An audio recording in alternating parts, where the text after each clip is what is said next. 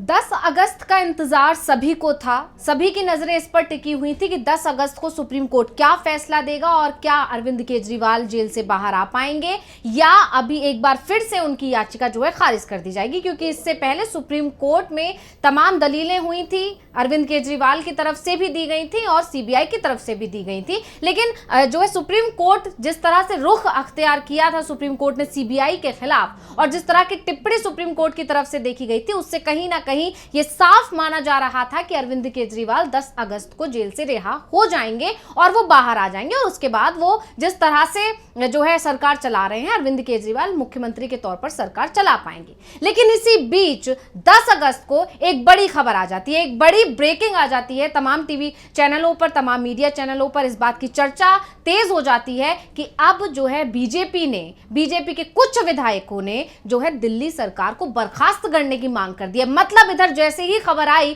कि अरविंद केजरीवाल बाहर आ सकते हैं, हो सकता है कि उन्हें रिहाई मिल जाए, हो सकता है उनकी याचिका पर सुप्रीम कोर्ट मोहर लगा के उन्हें बाहर भेज दे, जैसे ही यह खबर आई कि दिल्ली सरकार में जो अस्थिरता बनी हुई है वो अब स्थिरता आ जाएगी। और उसके अलावा बीच में सुप्रीम कोर्ट ने एक और जो है टिप्पणी की थी, जब ये कहा गया था कि अरविंद केजरीवाल को जेल के अंदर से हस्ताक्षर करने को क्यों रोका गया है, या तो आप उन्हें परमिशन दे दीजिए। सीबीआई को ये साफ साफ कहा था अरविंद केजरीवाल के मामले में सुप्रीम कोर्ट ने, नहीं तो हम कोई आदेश जारी कर देंगे। तो इस तरह की जो तमाम चीजें दिल्ली सरकार के और आम आदमी पार्टी के पक्ष में जो होती नजर आ रही थी बीजेपी को, उस बीच में बीजेपी ने ये बड़ा कदम उठाते हुए जो है राष्ट्रपति के पास जाकर एक ज्ञापन सौंप दिया और ये मांग कर दी कि दिल्ली सरकार को बर्खास्त कर दिया जाए। और इसके बाद से तमाम जगह पर एक सवाल बड़ा खड़ा हो गया है, इस पर एक बड़ी बहस छिड़ गई है कि क्या अब दिल्ली सरकार बर्खास्त हो जाएगी, क्या दिल्ली में राष्ट्रपति शासन लग जाएगा,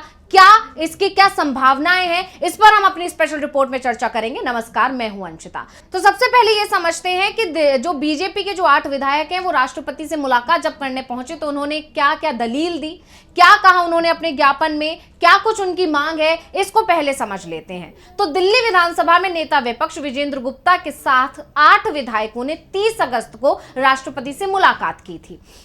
विधायकों ने राष्ट्रपति को एक ज्ञापन सौंपा था जिसमें दिल्ली की पंगु हो चुकी प्रशासनिक व्यवस्था का मुद्दा उठाते हुए कहा गया था कि सरकार को बर्खास्त कर देना चाहिए। उस लेटर में यह भी कहा गया था कि अरविंद केजरीवाल 4 महीने से जेल में हैं, लेकिन वो इस्तीफा नहीं देने पर अड़े हुए हैं, जिससे एक गंभीर स्थिति पैदा हो गई है।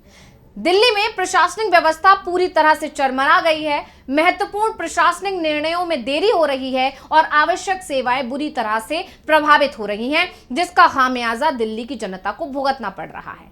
यानी बीजेपी के जो 8 विधायक थे, जब वो राष्ट्रपति से मिलने पहुंचे तो उन्होंने साफ साफ ये दिखाने की कोशिश की कि क्योंकि सरकार जेल के अंदर से चल रही है, अरविंद केजरीवाल जेल के अंदर से सरकार चला रहे हैं, इसका खामियाजा जनता को भुगतना पड़ रहा है। कई मुद्दे जो है अटके हुए हैं, कई जो सुविधाएं उनको मिलनी चाहिए वो नहीं मिल पा रही हैं। मतलब जो भी दिल्ली में हो रहा है या आम आदमी पार्टी जिस तरह से कंट्रोल करके बैठी है, जिस तरह से अरविंद केजरीवाल किसी और के हाथ में अपनी पावर नहीं देना चाह रहे हैं, उसका खामियाजा जो है जनता भुगत रही है। इसलिए आपको कोई फैसला लेना चाहिए और ये दिखाते हुए उन्होंने जो है राष्ट्रपति मुर्मू से साफ साफ अरविंद केजरीवाल सरकार यानी कि दिल्ली सरकार को बर्खास्त करने की मांग कर डाली थी। अब यह भी समझना जरूरी है कि जब ये मांग की गई तो इसके पीछे दलीलें क्या दी गई, क्या जो है हवाला दिया गया, वो भी हम आपको बता देते हैं। तो राष्ट्रपति मुर्मू के पास जब ये 8 विपक्षी विधायक जब पहुंचे, बीजेपी के विधायक जब पहुंचे, जो उन्होंने ज्ञापन उन्होंने सौंपा, तो उन्होंने कहा कि संविधान के अनुच्छेद 356 के तहत मौजूदा आम आदमी पार्टी सरकार को बर्खास्त कर देना चाहिए। अब इसके बाद जो कारण दिए गए हैं उसको भी हम विस्तार से समझ लेते हैं। तो उस ज्ञापन में लिखा था कि दिल्ली सरकार द्वारा 6ठे दिल्ली वित्त आयोग का गठन ना करना सबसे बड़ा कारण जो है बताया गया उस ज्ञापन में। इसे आप सरकार की सबसे बड़ी विफलता करार दिया गया है। इसके अलावा ज्ञापन में लिखा गया कि आयोग का गठन जो कि अप्रैल 2021 से लंबित है यानी हुआ नहीं है, ना करना भारतीय संविधान के अनुच्छेद 243I और 243(22) का गंभीर उल्लंघन है।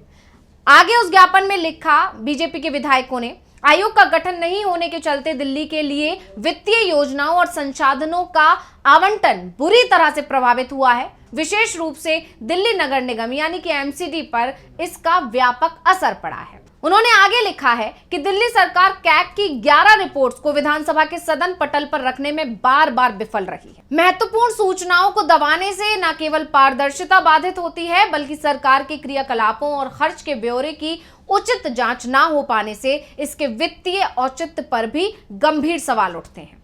यानी इस तरह से उन्होंने ये दिखाने की कोशिश की कि जो सरकार है वो अपना काम नहीं कर रही है, क्योंकि जो है उसके सीएम जो मुख्य फेस हैं पार्टी का, वो जेल के अंदर बंद है, जिसका खामियाजा सिर्फ और सिर्फ जनता भुगत रही है। आम आदमी पार्टी को इससे कोई नुकसान नहीं हो रहा है, और क्योंकि जनता परेशान है इसलिए राष्ट्रपति को यह फैसला लेना चाहिए और दिल्ली की आम आदमी पार्टी सरकार को बर्खास्त कर देना चाहिए। वहीं इस पूरे मामले को लेकर नेता प्रतिपक्ष विजेंद्र गुप्ता का भी बयान आया। उन्होंने कहा, दिल्ली विधानसभा में आम आदमी पार्टी सत्ता में रहने का नैतिक अधिकार खो चुकी है और दिल्ली की जनता द्वारा दिए गए जनादेश को इसने धोखा दिया है। हमने राष्ट्रपति से इस सरकार को बर्खास्त करने और दिल्ली में संवैधानिक व्यवस्था बहाल करने के लिए तत्काल कार्रवाई करने का आग्रह किया था। वहीं इस पूरे मामले को लेकर अजय महावर जो बीजेपी विधायक हैं, उनका भी बयान आ गया। मुख्यमंत्री अरविंद केजरीवाल के जेल में होने से जिस तरह दिल्ली वालों को परेशानी उठानी पड़ रही है, हमने राष्ट्रपति से मुलाकात करके इस समस्या का समाधान करने की मांग की थी। और जैसा कि राष्ट्रपति सचिवालय ने नेता विपक्ष विजेंद्र गुप्ता को सूचित किया है कि वो इसका संज्ञान लेते हुए आगे की कार्रवाई के लिए गृह मंत्रालय को इसको भेज दें। हम दोबारा मांग करते हैं कि या तो मुख्यमंत्री अरविंद केजरीवाल इस्तीफा दें या फिर दिल्ली में राष्ट्रपति शासन लगा दिया जाए।